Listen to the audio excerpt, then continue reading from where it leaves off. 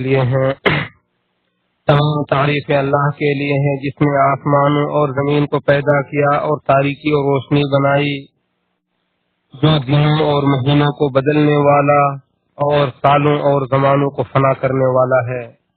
میں تمام حالتوں میں اس کی تعریف بجا لاتا ہوں جب تک شب و روز جاری رہے اور باد نسیم اور باد سرسر چلتی رہے۔ میں گواہی دیتا ہوں کہ اللہ کے سوا کوئی سچا معبود نہیں، وہ اکیلا ہے، اس کا کوئی شریک نہیں، اور میں یہ گواہی پورے حق و یقین کے ساتھ دیتا ہوں تاکہ یہ اللہ کے پاس اس دن میرے لیے توشے کا کام دے جس دن کوئی نفس کسی دوسرے کو فائدہ نہیں پہنچا سکے گا اور سارے امور اللہ کے ہاتھ میں ہوں گے۔ اور میں گواہی دیتا ہوں کہ محمد صلی اللہ علیہ وسلم اس کے بندے اور رسول ہیں، انہوں نے رسالت کو پہنچا دیا، امانت ادا کر دی، امت کی خیر خواہی کی اور آخری دم تک اللہ کے راستے میں کما حق ہو جہاد کیا۔ درود و سلام نازل ہو آپ پر اور آپ کے تمام آل و اصحاب پر۔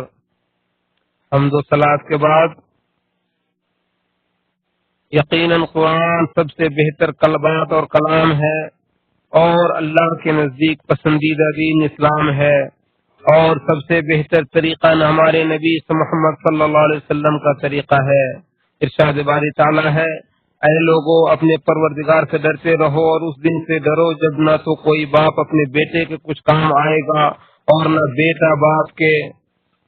اللہ کا وعدہ یقیناً سچا ہے، لہذا یہ دنیا کی زندگی تمہیں دھوکہ میں نہ ڈال دے اور نہ کوئی دھوکے باز تمہیں اللہ کے بارے میں دھوکہ میں ڈالے۔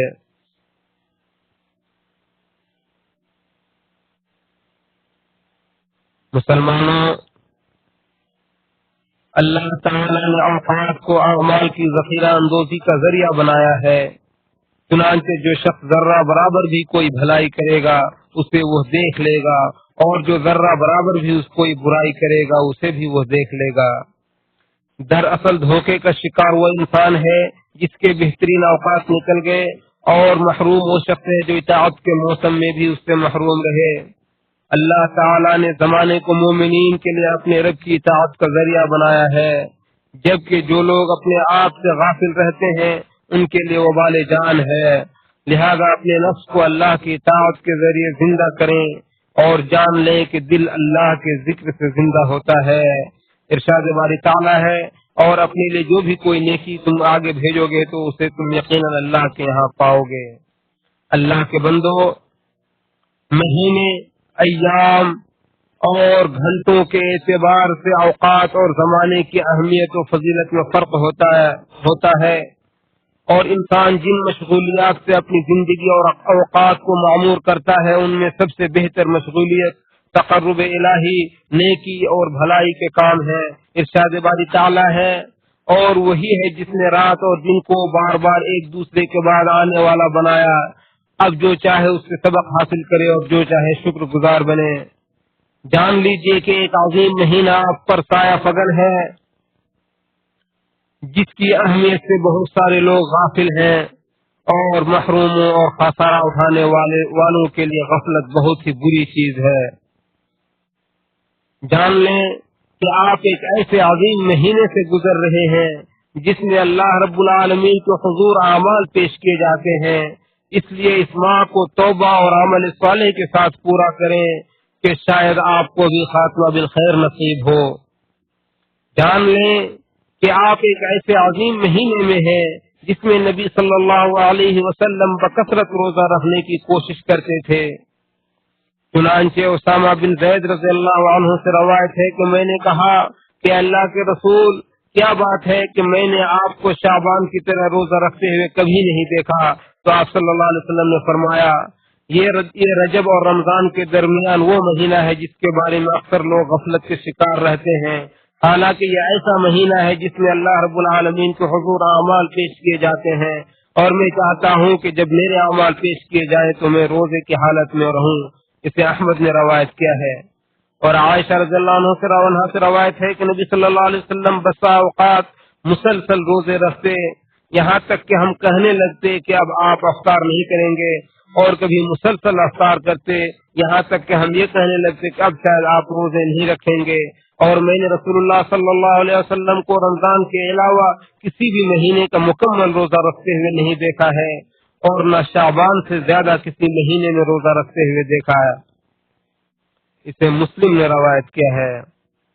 اور عائشہ رضی اللہ عنہا ہی سے روایت ہے کہ نبی صلی اللہ علیہ وسلم کے نزدیک روزہ رکھنے کے لیے سب سے پسندیدہ مہینہ شعبان تھا۔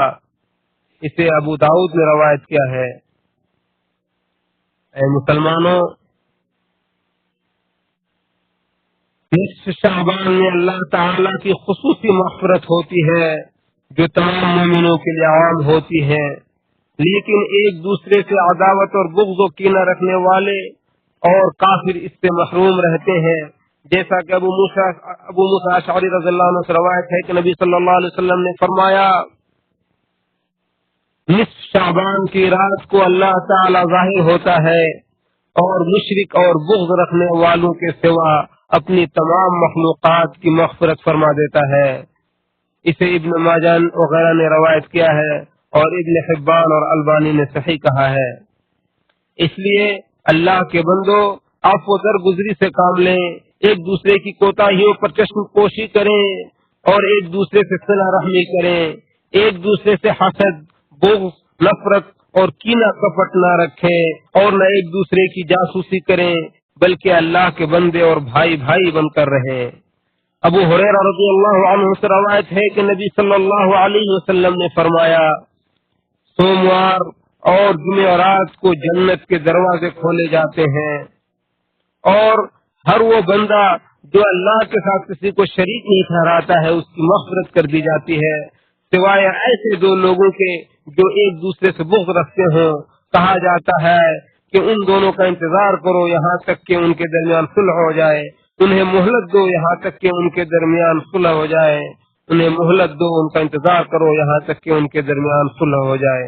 اسے مسلم نے روایت کیا ہے۔ اللہ کے بندو، ماہ شعبان اسلام کے ایک اہم ترین رکن یعنی ماہ رمضان کے روزوں کا مقدمہ ہے جس میں قرآن کریم کا نزول ہوا۔ اس لیے یہ مہینہ دراصل ماہ رمضان کے لیے مشق، تیاری اور ماہ ایمان کی یاد دہانی اور رمضان کے استقبال کا مہینہ ہے۔ رمضان کے ساتھ شعبان کی وہی حیثیت ہے جو فرض نمازوں کے ساتھ سنن رواتب کی ہے، یعنی یہ ماہ رمضان کے روزوں کے لیے مشق اور تمرین ہے تاکہ اس کی مشقت اور تکلیف میں کمی آئے اور روزے کی لذت اور مٹھاس ملے اور انسان پوری تازگی اور قوت کے ساتھ ماہ رمضان میں داخل ہو۔ مسلمانوں، جس کے ذمے گزشتہ رمضان کے روزے باقی ہوں اسے چاہیے کہ ماہ رمضان کی آمد سے پہلے ان کی قضا ادا کر لے، کیونکہ اس میں ڈھیلا پن برتنا گناہ کا سبب ہو سکتا ہے۔ عائشہ رضی اللہ عنہا فرماتی ہے کہ میرے ذمے رمضان کے روزے باقی ہوتے تھے جنہیں میں شعبان ہی میں ادا کر پاتی تھی، نبی صلی اللہ علیہ وسلم کے مقام و مرتبے کی وجہ سے۔ اس لیے اللہ آپ پر رحم فرمائے، نیک اعمال کی ادائیگی میں جلدی کریں قبل اس کے کہ موت آ جائے، اور اپنے رب کی مغفرت اور جنت کے حصول کے لیے سبقت کریں کہ جس کی کشادگی آسمانوں اور زمینوں کے برابر ہے اور جو متقیوں کے لیے تیار کی گئی ہے۔ اللہ تعالی ہمیں اور آپ کے لیے قرآن کو برکت کا ذریعہ بنائے اور ہمیں اس کی آیات اور حکیمانہ نتائج سے استفادہ کی توفیق عطا فرمائے۔ میں نے کہی اور اپنی بات کو ختم کرتے ہوئے آپ کے لیے اور تمام لوگوں کے لیے اللہ رب العالمین سے مغفرت طلب کرتا ہوں۔ آپ بھی ان سے مغفرت طلب کریں، یقیناً وہ بخشنے والا اور نہایت رحم کرنے والا ہے۔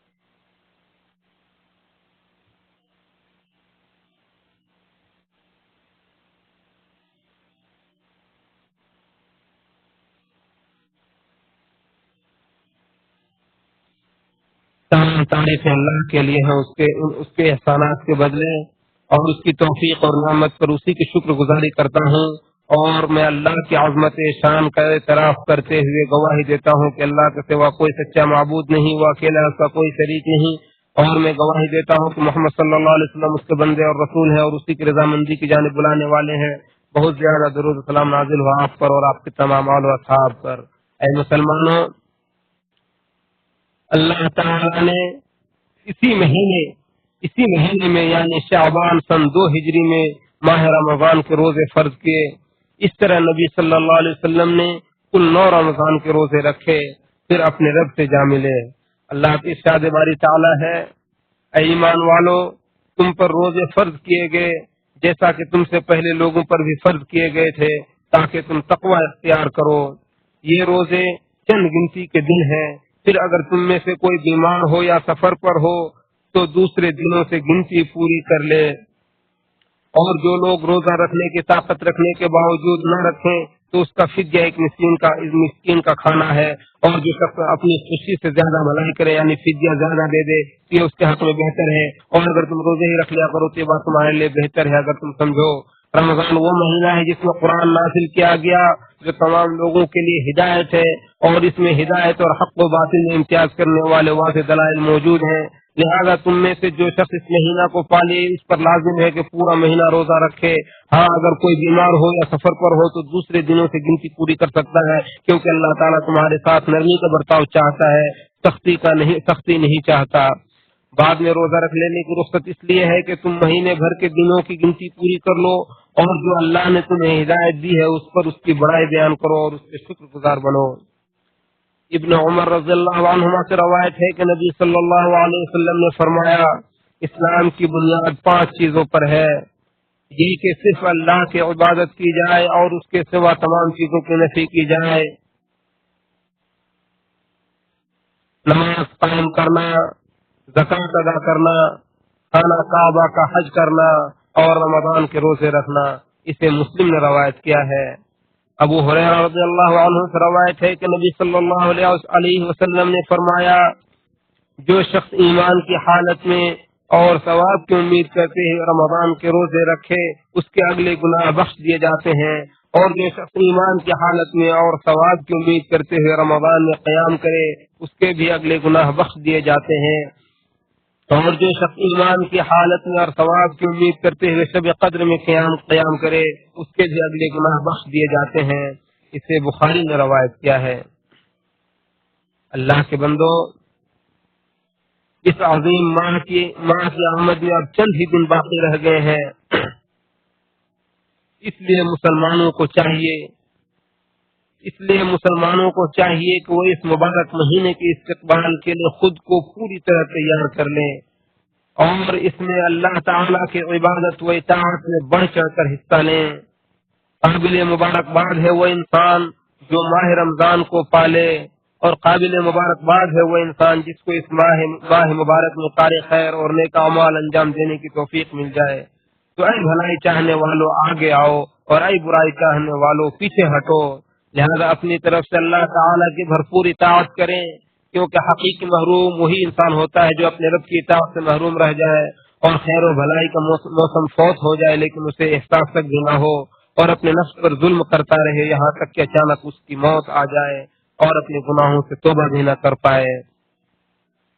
اپنے رب کی مغفرت کی طرف جلدی کریں اور اس جنت کی طرف بھاگنے کی کوشش کریں جس کی کشادگی زمین اور آسمان کے برابر ہے اور جو متقیوں کے لیے تیار کیا گیا ہے۔ اے اللہ، تیار کی گئی ہے۔ اے اللہ، تو ہمیں رمضان تک پہنچنے کی توفیق عطا فرما۔ اے اللہ، تو ہمیں رمضان تک پہنچنے کی توفیق عطا فرما، اور اس مہینے میں ہمیں قیام کی توفیق عطا فرما، اور ہماری ان عبادتوں کو قبول فرما اے رب العالمین، اور ہمارے اس مہینے میں ہماری کی گئی عبادتوں کو قبول فرمائے رب العالمین۔ اے اللہ، تو اسلام اور مسلمانوں کو غلبہ عطا فرما اور شرک اور مشرکوں کو ذلیل و رسوا عطا فرما۔ اے اللہ، اپنے موحد بندوں کو مدد فرما۔ اے اللہ، تو اس ملک کو اور دیگر تمام مسلم ممالک کو امن و امان کا گہوارہ بنا دے۔ اے اللہ، تو ہمارے وطنوں میں ہمیں امن و سکون عطا فرما۔ اے اللہ، تو ہمیں ہمارے وطنوں میں امن و سکون عطا فرمانا، ہمارے ائمہ اور حکمران وقت کی اصلاح فرمائے رب العالمین۔ اے اللہ، تو ہمارے ولی حکمران وقت خادم حرمین شریفین کو توفیق عطا فرما اور انہیں اپنی مدد، خاص مدد عطا فرما۔ اے اللہ تو ان کے ولی عہد کو اپنی پسندیدہ کام کی توفیق عطا فرما۔ اے دعاؤں کے سننے والے اللہ کے بندو، درود و سلام پڑھیں اس ذات پر جس نے اپنے نبی پر درود و سلام کو حکم دیتے ہوئے فرمایا کہ بے شک اللہ اور اس کے فرشتے نبی پر درود و سلام بھیجتے ہیں۔ اے لوگوں جو ایمان لائے ہو تم بھی ان پر درود و سلام بھیجو۔ اللهم صل على محمد وعلى آل محمد كما صليت على إبراهيم وعلى آل إبراهيم إنك حميد مجيد، اللهم بارك على محمد وعلى آل محمد كما باركت على إبراهيم وعلى آل إبراهيم إنك حميد مجيد۔ اللہ تو خلفائے راشدین ابو بکر عمر عثمان علی اور بقیہ تمام صحابہ کرام رضی اللہ عنہم سے راضی ہو جا، اور ان کے ساتھ ساتھ اللہ تو اپنے رحم کرم سے ہم سے بھی راضی ہو جا۔ اے رحم کرنے والوں میں سب سے زیادہ رحم کرنے والے